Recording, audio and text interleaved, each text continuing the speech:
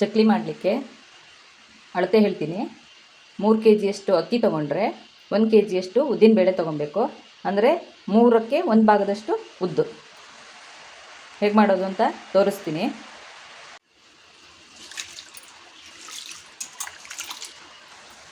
ಅಕ್ಕಿನ ಚೆನ್ನಾಗಿ 3 ಸತಿ ತೊಳೆದು ಒಂದು ಬಟ್ಟೆಯಲ್ಲಿ ಹಾಕಿ ನೀರೆಲ್ಲ ಬಸ್ ತೆಕ್ಕೊಂಡಿದ್ದೀನಿ.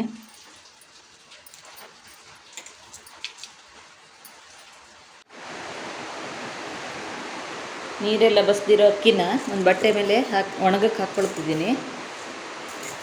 ತುಂಬ ಹೊತ್ತು ಒಣಗಬಾರ್ದು, ಸ್ವಲ್ಪ ಹರಿಬಿಟ್ಕೊಬೇಕು. ಹೇಗೆ ಮಾಡೋದು ಅಂತ ಹೇಳ್ತೀನಿ.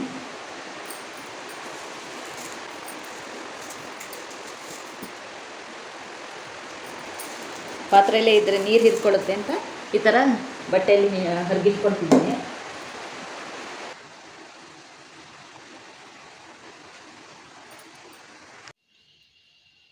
ಉದ್ದಿನಬೇಳೆನೂ 2ರಿಂದ 3 ಸತಿ ತೊಳೆದು ನೀರೆಲ್ಲ ಬಸ್ತಿಟ್ಕೊಳ್ತಿದ್ದೀನಿ.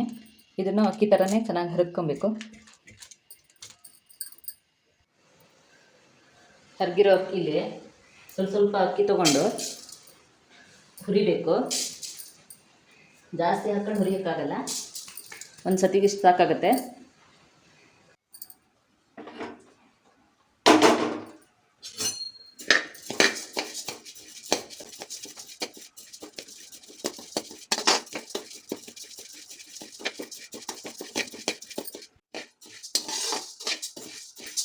ಬಿಳಿ ಅಕ್ಕಿ ಸಿಕ್ಕಿದ್ರೆ ಚಕ್ಲಿ ಬೆಳ್ಳಕ್ಕೆ ಚೆನ್ನಾಗಿ ಬರುತ್ತೆ.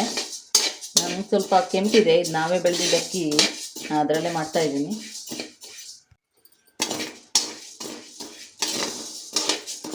ನೋಡಿ, ಅಕ್ಕಿದು ನೀರೆಲ್ಲ ಆರ್ತಾ ಬಂತು.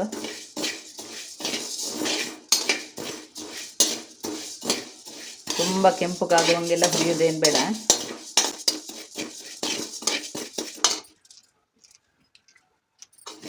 ಇನ್ನೊಂದು ಸ್ವಲ್ಪ ಹುರಿಬೇಕು.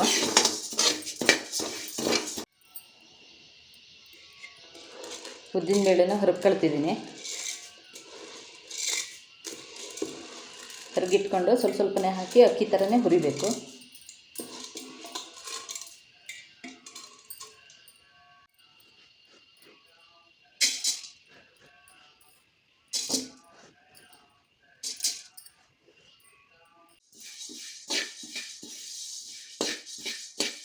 ಕೈ ಬಿಡ್ದೇನೆ ಉದ್ದಿನಬೇಳೆನ ಹುರಿತಾ ಇರಬೇಕು.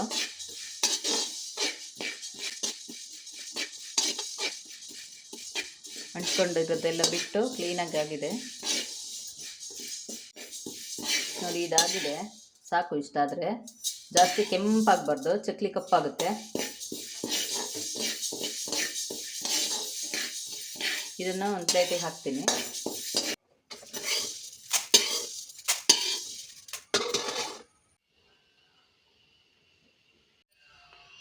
ಉದ್ದು ಅಕ್ಕಿ 2 ಹುರಿದು ರೆಡಿಯಾಗಿದೆ. ಇದನ್ನು ಹಿಟ್ಟು ಮಾಡಬೇಕು.